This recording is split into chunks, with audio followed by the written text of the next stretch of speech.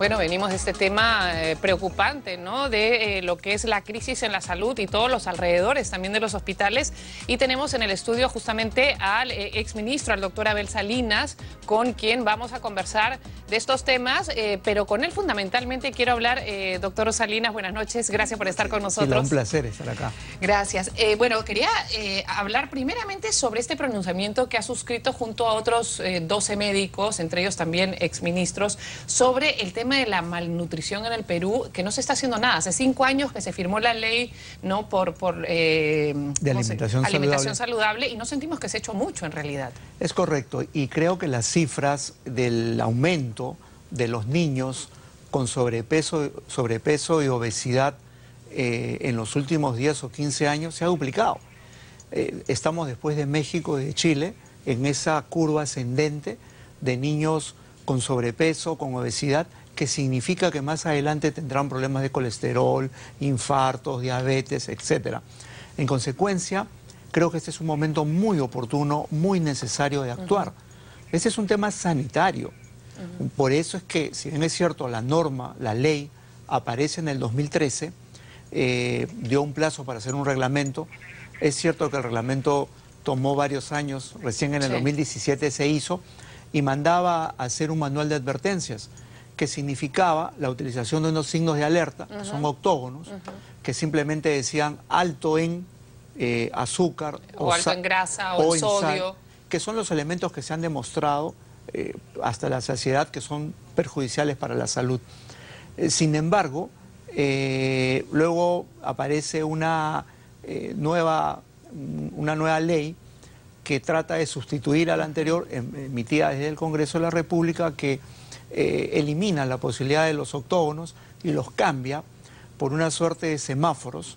Claro, mucho más confuso en realidad. Muchísimo más confusos, porque primero porque el semáforo indica, por ejemplo, verde para un producto, digamos, para un contenido de sal, porque el producto tiene poquita sal, pero ese mismo producto, ese mismo empaque puede tener exceso de grasa. Claro. Entonces, ahí sale el semáforo rojo. Entonces, ¿qué hace uno cuando ve un semáforo verde y un semáforo rojo? ¿Me detengo? ¿Lo consumo o no lo consumo? Bueno, y justamente estamos tratando de educar a nuestros niños o a los adolescentes que ahora van también al supermercado y compran, para que ellos también puedan entenderlo fácilmente. Si para un adulto es difícil entender, yo sé que durante su gestión estuvieron trabajando mucho en este tema y ha quedado como truncado. ¿Se está politizando un poco este tema? ¿Qué intereses hay detrás que no permiten que lleguemos a un etiquetado mucho más simple? Exacto. Yo creo que el tema, lo primero que tenemos que decir, y esto es algo que hace unos pocos minutos yo estuve reunido también con algunos exministros de salud, y concordábamos en que el tema es estrictamente sanitario. Aquí estamos hablando de la salud pública, estamos hablando del perjuicio que pueden tener los niños y futuros ciudadanos, y que no puede ir a una contienda política. En realidad, y eso es algo que me llama mucho la atención y nos ha preocupado muchísimo, el Congreso aprobó esta nueva ley en comisión permanente, una nueva que trata de cambiar la ley del 2013, la aprobó en comisión permanente y la exoneró de segunda votación en la Junta de Portavoces. Claro, fue inmediata. Sin embargo, un tema de tanto impacto para toda la ciudadanía, exacto, por más legalidad que tenga la comisión permanente, no podía hacerlo. Pero ¿por qué ocurre eso? O sea, ¿por qué sale de la especialidad de salud del Ministerio de Salud, de las entidades correspondientes, y pasa a un plano político? ¿Por qué llega a pasar eso y por qué el plano político lo puede detener cuando no son especialistas? O sea, ¿qué intereses hay detrás? ¿Cuáles son las fuerzas que hay detrás? Claro, seguramente hay algún interés desde el punto de vista comercial, que obviamente hay intereses que son naturales de la industria de alimentos, pero que tampoco podemos decir que la industria de alimentos no podría sentarse y entender, y de hecho en muchos países ha ocurrido, y los productos se adaptan y adoptan todas las medidas de seguridad y los niveles que son saludables para la población, de manera que el Perú no va a ser distinto en eso. Y yo quería insistir en el tema de cómo podemos cambiar un tema sanitario por un tema estrictamente político. Yo creo que ahí el Congreso debería tener una actitud mucho más reflexiva. Nuestros congresistas tienen que tener una actitud mucho más reflexiva y darse cuenta que aquí no están en juego los intereses de ninguna empresa en particular, sino de la salud pública. Pero es que al contrario, porque en realidad estas enfermedades que están incrementándose alarmantemente, al final le van a costar al Estado mucho más. O sea, lo que va a costar en salud o lo que va a costar en vidas de la población peruana, el no atender el tema simplemente desde ahora, yo creo que va en desmero del Estado peruano. Absolutamente cierto. A largo plazo, y ni a tan largo plazo, porque ahora tenemos niños ya obesos. Antes teníamos, por ejemplo, ciudadanos adultos con diabetes, pero adultos mayores. Ahora hay jóvenes, adultos jóvenes ya diabéticos. Doctor Salinas, tenemos ahora, bueno, un acceso a la comida chatarra, bebidas saborizadas, en fin, una cantidad de cosas que nuestros niños están teniendo eso. Pero existe la tradición que el niño gordito es un niño sano, ¿no? En el Perú siempre se dice, está bien gordito, bien rosadito, está sano. No necesariamente. Definitivamente no. Hace muchos años, el niño que llegaba al año de edad gordito, cachetón, lleno de rollitos, era el saludable. Hoy por hoy, y sí aprovecho para decirles a las mamás, a los papás, que ese no es el niño saludable. Al contrario, ese es el niño que está en la zona de riesgo para desarrollar enfermedades metabólicas. El niño que tiene una curva adecuada de peso, que no llega a esos niveles, es el más saludable. Definitivamente ha cambiado el conocimiento científico. Lo que yo estoy diciendo en este momento no solamente es una ocurrencia de algunos ministros de salud, o de muchísimos. Nunca ha habido un pronunciamiento de tantos. De tantos, han sido 13, me parece, ¿no? Y le cuento que ahora ya son 17. Ya son 17. De manera que esto es contundente. Hay el aval de las sociedades científicas, de la Organización Mundial de la Salud, de la Organización Panamericana de la Salud, del Programa Mundial de Alimentos, etcétera, donde todo el mundo da cuenta del beneficio que tiene utilizar una señal como los octógonos, que es muy sencilla, que simplemente dice alto en sodio, alto en azúcar, alto en grasas, y por lo tanto, en fracción de segundos, desde los niños se dan cuenta que ese producto no es saludable. O uno toma la decisión al final si lo quiere consumir. Así es, pero ahora, ya está uno advertido. Es interesante porque nosotros tenemos una población que, por un lado, tenemos anemia. El 43% de nuestros niños entre 0 y 3 años, me parece que tiene anemia. No necesariamente son flaquitos. No necesariamente. Están mal alimentados. El tema de malnutrición es otro tema. Y de hecho, esas cifras de 43.6... primero que esconden brechas, porque si nos vamos a la región de Puno, claro, 75% de niños tienen anemia. También es cierto que existe anemia a partir del 4.º mes de edad. Entre los 4 y los 6 meses ya tenemos niños anémicos. De manera que las acciones que debemos tomar no pueden hacerse en ese momento. Yo saludo la iniciativa.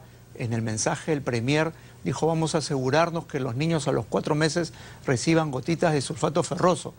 Yo, con mucha humildad, debería decirle que eso es absolutamente tardío. Tenemos que actuar mucho antes en la mamá gestante.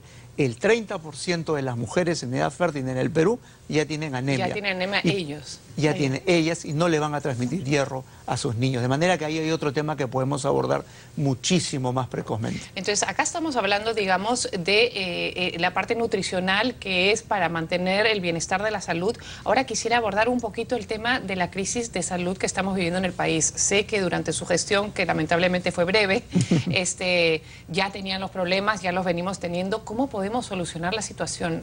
Realmente es caótica. Sí, la situación es crítica, es un acúmulo de problemas que han venido en los últimos años, que si bien es cierto tiene que ver con el presupuesto en salud que está por debajo del promedio que deberían tener y que tienen los países de América Latina, que han logrado superar los países, han logrado superar el problema de los servicios de salud.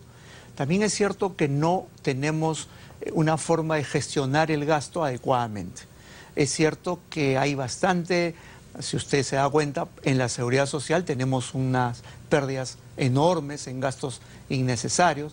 En el Ministerio de Salud, en los gobiernos regionales también, no somos eficientes en el gasto y por lo tanto no llega toda la prestación como debiera ser.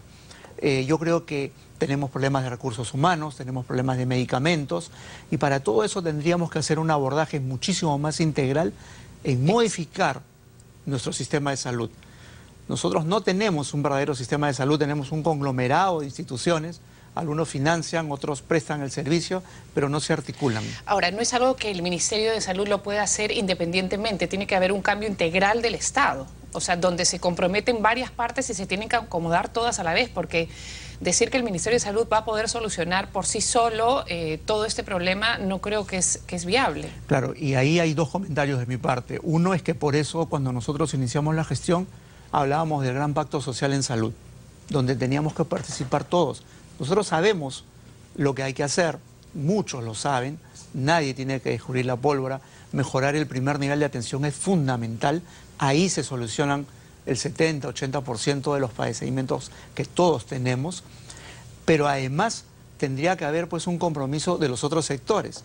Y yo quiero reconocer que cuando nosotros planteamos lo que queríamos hacer en este tipo de primer nivel de atención, en el modelo de financiamiento que queríamos trabajar para todo el sistema de salud, quiero decir en honor a la verdad que yo sí encontré mucho respaldo, por ejemplo, en la Premier, en la ministra de Economía, estoy hablando de la ministra Claudia Cooper. De Claudia Cooper, estoy hablando de la ministra Arauz, donde encontré mucho apoyo y decir, bueno, sí es verdad, queremos avanzar en esto, no va a ser inmediato, pero vamos a hacer algunos cambios importantes que en un tiempo no muy largo, porque el Perú no está para largos plazos, sino para medianos plazos, podamos encontrar algo. Pero hay mucha resistencia también. Hay mucha resistencia y por eso el arte es sentar a todos alrededor de la mesa, porque todos tienen su verdad. Lo importante es poder conducir el auto, esta locomotora que tiene que avanzar, porque son miles de peruanos que esperan que los servicios de salud lleguen precisamente a los más pobres. Y hablando en términos médicos, ¿no? Tenemos una enfermedad que está enquistada en el país en general, en el gobierno, que es la corrupción. La corrupción en el sistema de salud, ¿cuán enquistada está y cuán difícil?